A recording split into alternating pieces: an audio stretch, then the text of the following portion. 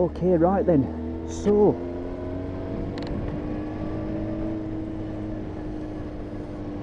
hey up guys, how we doing? It's the Autistic biker here. Yeah, it's alright, just had a little bit of a brain freeze, a brain jammed in. It's just been a long time. Well, at least a good 3 weeks, if not 3.5 weeks, since I last put my last video up on my YouTube motorcycle blogging account. So yeah, it's the Autistic biker here. I hope we're all alright.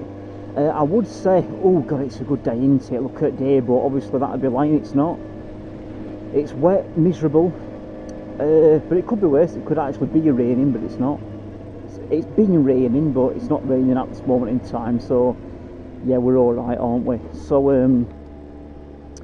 yeah, there is a topic to this video, there is a point, but before I do even just get to the point, if I'm honest though, first of all, would you guys just help me out and just comment in the comment section and just tell me what you think sounds better to you personally through this external microphone, with either my visor fully down, like it's fully down right now. So the visor is fully down, testing 1 2 1 2, and then if I just go over this bump, let's have a look. Cheers, thank you. And then if I just lift my visor up, like so, and this is with the visor fully completely up, testing 1 2 1 2. So just let me know in the comment section, guys. Do you think it sounds better with visor fully completely shut or visor fully completely up, basically? So yeah, please comment and just help me out on that, because then at least I know then, in future, for my future videos moving forward, at least I know then to either keep my visor fully shut, down, so you can hear it better, or visor fully completely up, so you can hear it better. You can hear my videos better with the visor fully completely up. So yeah, don't worry guys, there is a good, nice, creative, interesting, colourful, articulate topic and point to this video. But like I said, before I do just get onto it, I just want to say, I've had, God, and I bloody had a bloody right cuffle full of rightness. To do with trying to get the right audio pitch for this video. I mean, to do with this action cam, I mean.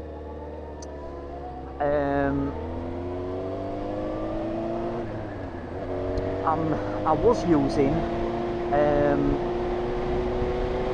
a cross-toe zone action camera. I was using the cross-toe CT8000. It was bang on the 8000.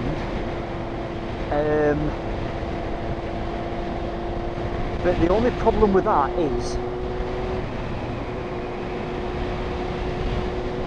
you couldn't actually put an external microphone into it and talk into an external microphone and for it to pick up your voice and your words at the same time as you are actually riding on your motorcycle, actually having a ride.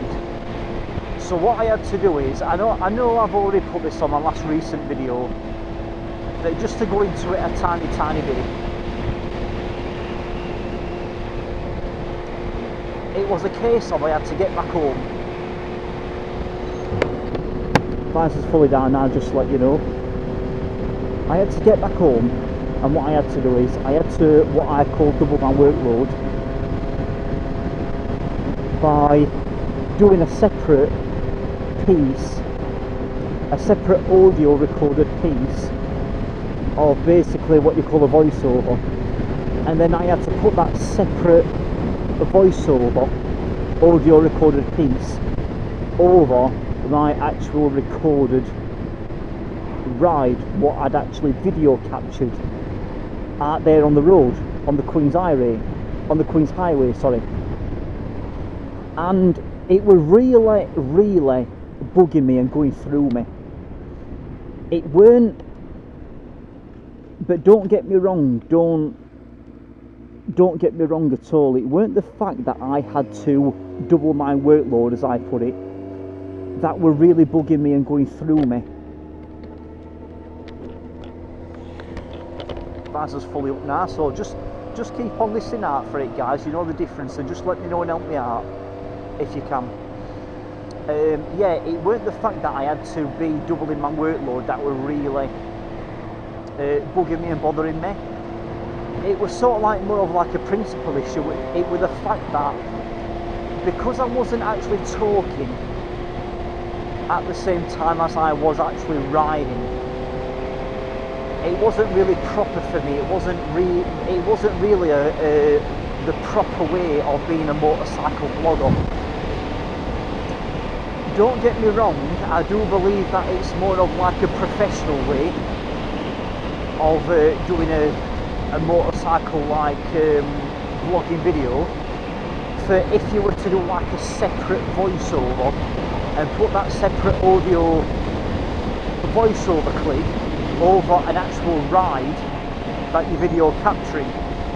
So I do believe it's more of a professional way, but to me there's a big difference in terms of professional way and a proper way of doing it. To me, I'd rather choose a much more of like a good old proper traditional proper way of doing it than even more of a professional way of doing it.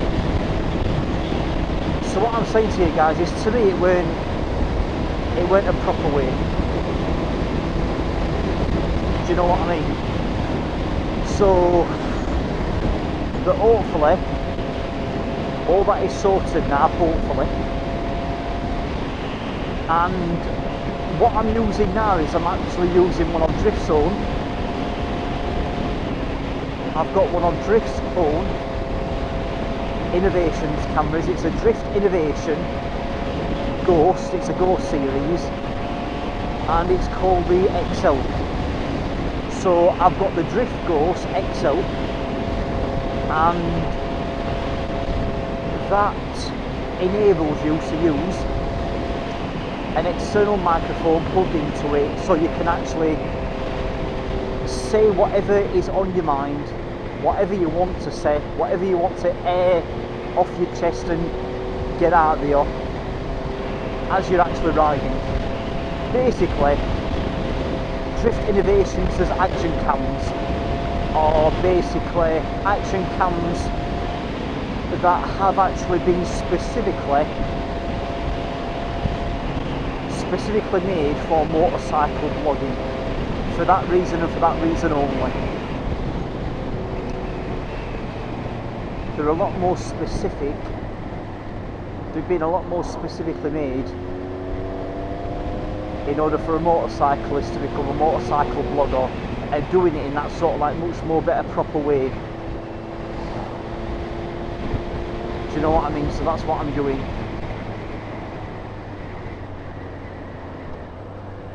So anyway,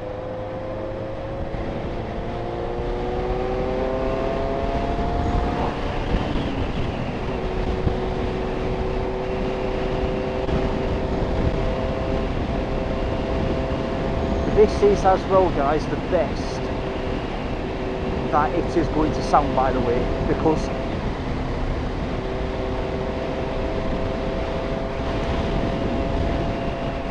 behind the scenes, behind closed doors, obviously you won't know this, nobody will know this other than me, apart from me, but I've had some proper stress behind closed doors to do with this, to do with getting the right audio pitch and frequency and the audio tone right and everything. I've had some absolutely unnecessary, pointless trips back and forth trying to get the right audio, you know, tone, pitch, frequency right. I've put the external microphone in so many numerous of different positions. I've put over the end of the external microphone so many different types of numerous various different materials and end bits over the external microphone, just to get basically just to make the audio on my motorcycle blogging videos the best that it can actually possibly sound. You name it, I have absolutely, oh God, I have absolutely done it. I've gone on to, I've watched almost every video on YouTube.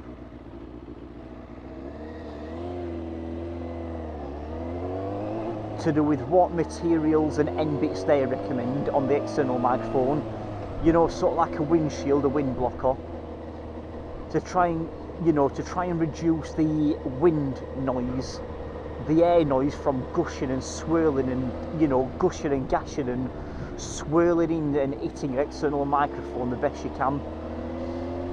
And like I said, I put it in so many various different positions and blah blah blah.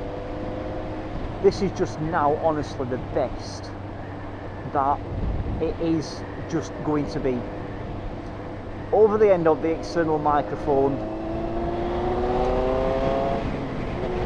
I've got the original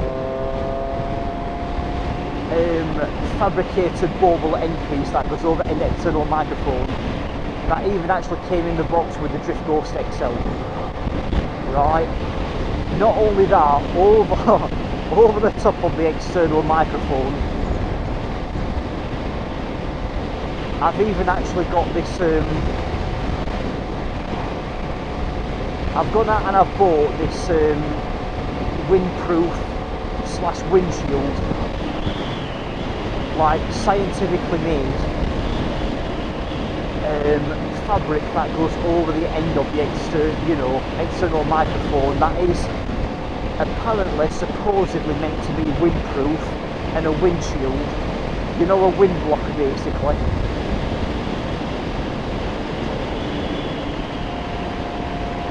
So basically you're talking two apparently scientifically made special wind block or windshield fabricated like material, but not just that, over both of the fabricated, you know, windshield wind blocker material, I've actually put, to make it sort of like more airtight as possible, an elastic band, a normal rubber elastic band,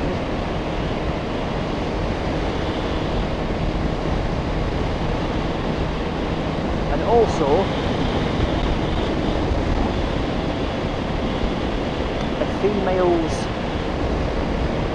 a lady's hair bobble as well, over the end of the external microphone.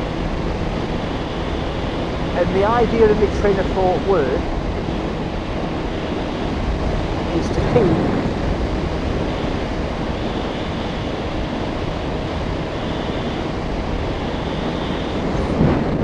that's what I put it down a bit. My train of thought and the idea was to basically keep the end of the external, the end of the fabricated, you know, material end bits as airtight to the external microphone as I possibly could. So in other words, to reduce the wind as much and as best as what I possibly could do. Also as well, it's positioned in the right hand side jaw pad jaw piece.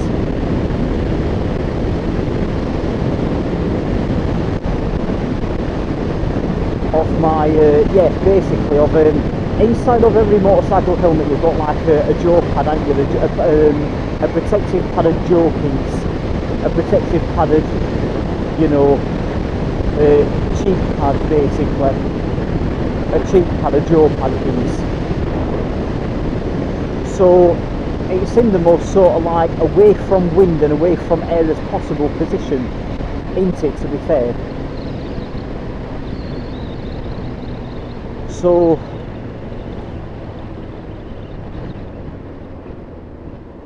I do get that.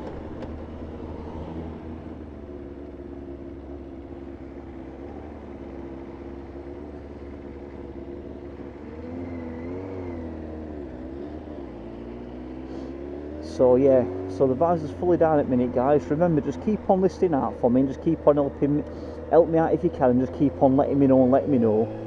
So visor's fully up, I mean fully down, sorry. So now it's fully up. So yeah, like I said, I mean,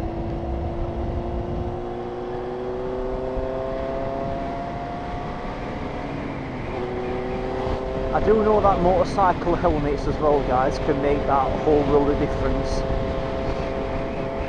Do you know what I mean? Some motorcycle helmets are a lot more airtight, are sort of like a lot more windproof and a wind blocker, and airtight a lot more than others. Unfortunately, to do with my financial situation, to do with my money situation, at the minute, I can't just go out and just buy a much more better and a much more expensive, like airtight, windproof quality motorcycle helmet just like that at a click of a finger. I wish I could, but it is going to be quite a long time until I can afford a much more expensive and a much more better motorcycle helmet that is much more better at keeping wind noise out and acting as a much more better wind blocker than this current one that I've actually got. So unfortunately, guys, this is actually the best that this audio frequency, tone and noise to do with the wind as it is actually going to get, unfortunately.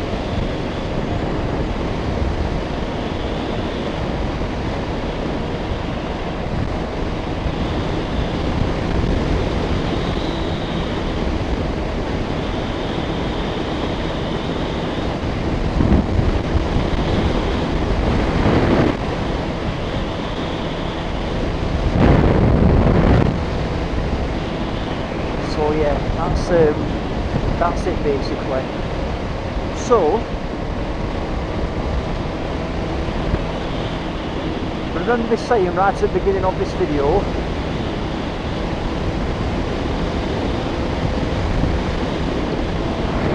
there is actually a point and a means to this video. It's sort of like a nice sort of like racking your brain game that we can all sort of like chip in and comment and have a bit of fun with each other. So the topic for this video